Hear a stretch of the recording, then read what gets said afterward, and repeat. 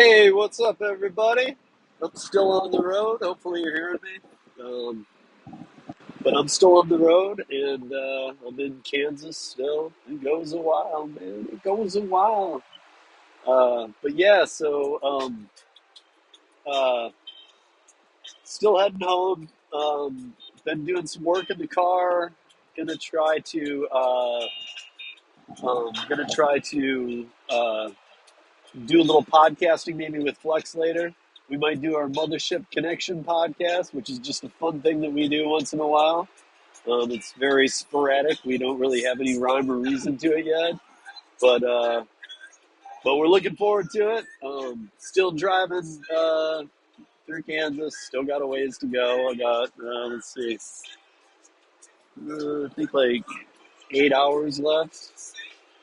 Maybe 7.5. Let's see. But yeah, I can't see anything that anybody's writing, but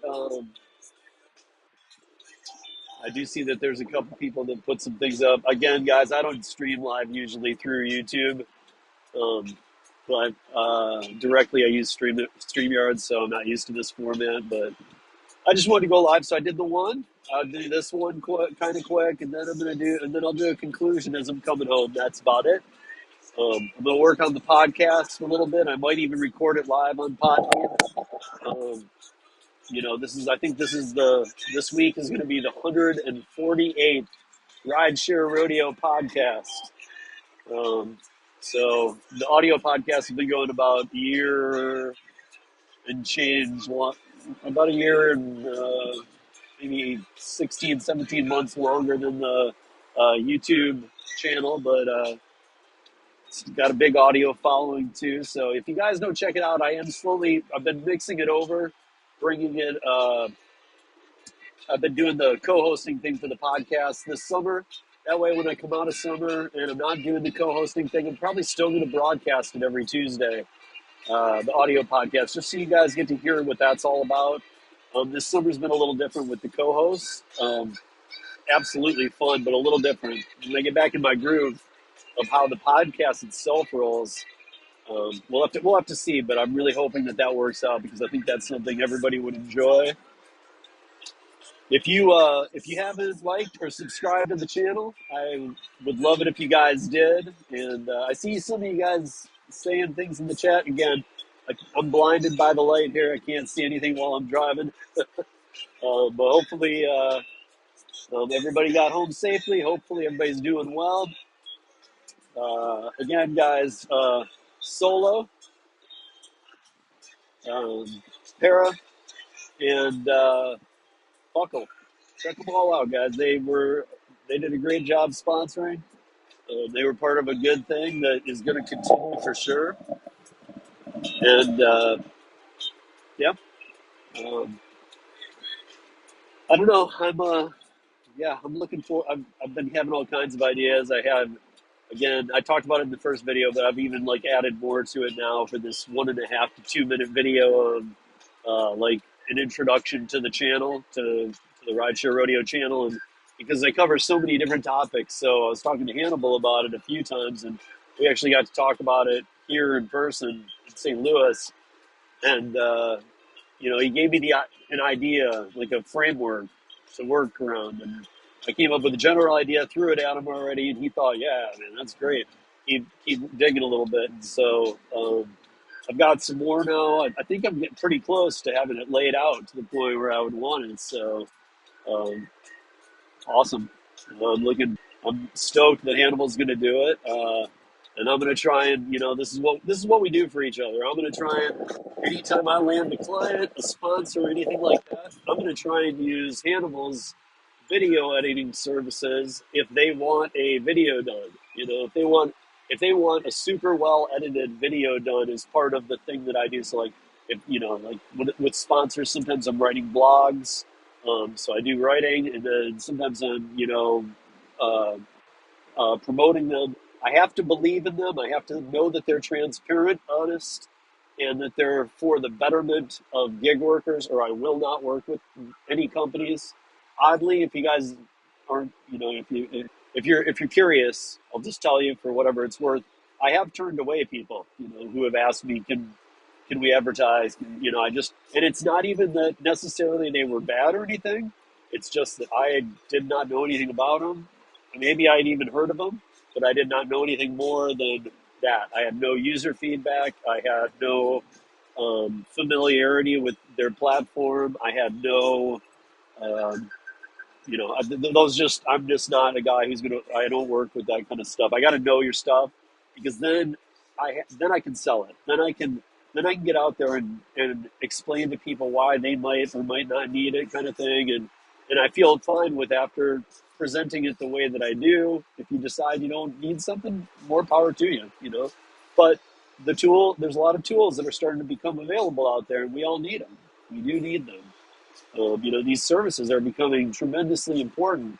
And they all have one thing in common, guys. All of these services would not need to exist if 100% transparency existed. Okay? So if everything was transparent on every platform, none of these apps would need to exist as secondary apps. Just how it is. And if they even if the offers were the exact same that they are, let's say that, yeah, well, we don't want to show you guys everything because they're all crap. That's fine. People are taking them anyway. So here's the thing: just show us what it is, and then people are still going to take it. People are still going to take what you consider the most awful offers. People will still take. So, transparent or not, all the orders are in rides and everything, and just gig work, last mile services, anything like that in the gig economy are all the jobs are gonna get taken. Might as well have them go to the people who want them, right? And by that I mean, like, maybe you have an older beat up car and you do rideshare. Maybe you're willing to take the cheaper rides because you don't want somebody giving you a bad rating for your car. I don't know. There could be a whole mix of the levels of how things could work, but transparency is necessary. We talk about it all the time. If all these companies did their job properly, and instead of having departments and coding teams that literally are trained to hide code, not like, hey, change the code and, oh, it got hidden because we changed it. No. There's teams that are constantly making it harder and harder to read any of this code. It's one of the problems Para faces all the time. Just being the driver advocate for Para, I can tell you guys, it's one of the biggest challenges Jeff faces. We talked about it this weekend, David, me, and Jimmy, and it's, you can't, when they're changing the code all the time, it's just, and it's not even all the time necessarily because of other things like Para or other apps. It's just what they do. And but they do have teams, trying to mask what they're doing. Instead of that, just show it as it is. Quit masking everything. Quit saying base pay and at least this much tip, or hey, you'll get this much, maybe more. And let's move past all this and get to just, hey, this is how much you're going to make, and here's the tip, and here's where you're going. If I don't accept it, the next goes to the next person accepts it. It's pretty simple, man.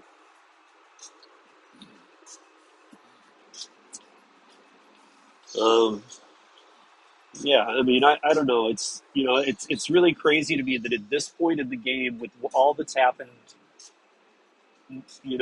legislative wise around the country, and I won't even name things like I normally do, but I'll just say, with everything that's happened out west and everything that's going to happen out east in January, that's going to happen already in a state, and then the other states that are in November are pushing for likewise things that happened out west. It's it's just sad, because these companies at this moment, these gig companies should be showing full transparency with all these laws that are coming about like this, and all these regulations that are coming down the pipe. Because if they don't, it's like they've already tested everything so far, but now they're going to keep pushing it farther and farther. This is the time to go full transparency, and then see what these states could do, because then they couldn't really have these lawsuits and pass these junk laws where we're subsidizing states by busting our tails in the other states. and I'm not saying that I even want the junk in the other states to come to my state because it interferes with my other independent contractorship work. You know, gig work has become a bigger part of my life since the pandemic than it was before. Even from 2014 to the pandemic, I was doing a ton of rideshare, but I was able to go do production jobs too and whatever else, and leave for whatever time I needed. And I could work flex schedule when I was home because. So I mean, it's just always been really good to me to watch all these people be tricked into thinking that all that's going to remain because they're like, well, look, this happened and flex remained. It's like, yeah, it's stages, people. It's everything's going to come in stages, and yeah, we can, maybe one of these weeks we'll really sit down and get into this, or we will. Maybe do it closer to the election, and I just have to find a way to make it completely not political because it's not. There's no political affiliation to how it all, to what you need to know here. But I need to break it down in like a, a video that's short enough where people aren't like, I don't want to dive into that whole piece and hear that, but like a 8 to 10 minute video maybe where I really plan it out, really map it out, and just roll through it so you guys get it. Um, for those of you that don't, I mean, and you might get some of it, maybe you learn some things from it, but I'm going to figure that out. I think it's important. If you are just joining, I'm about to turn off, you guys. But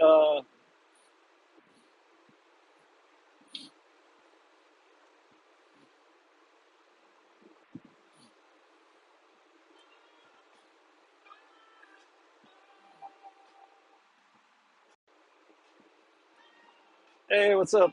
Hopefully, I'm still alive. I don't know. What's up, guys? Um, all right. I said reconnecting. I don't know why. Probably because I'm in Kansas, right? I don't know. Anyway, smack like, smack subscribe. I don't mind saying it. It's free, right? Um, anyway, coming up on yeah, so still in Kansas, man. It's nice when you can say I'm not in Kansas anymore. Sorry, Kansas. I don't mean to always be plugging away at you. It's just really not anything out of the ordinary to mention about it.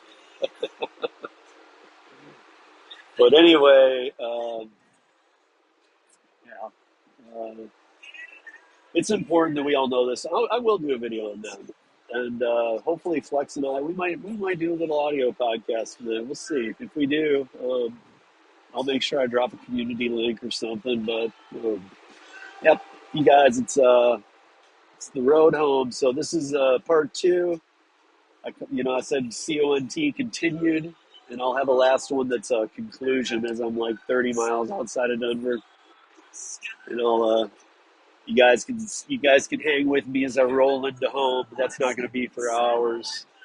Um, so if you're up this evening, later tonight, you'll be able to roll into home with me. Otherwise, keep an eye out, see what Flex and I do. Because we're probably going to roll with our audio podcast, Mothership Connection, here in a little bit. Um, Something rare that we do, but it's fun when we do it, you guys. So, anyways, you guys, hopefully everything's going well. Hopefully everybody got home safe again. And I will be back for the conclusion. And that's it. Watch for a podcast today. Peace.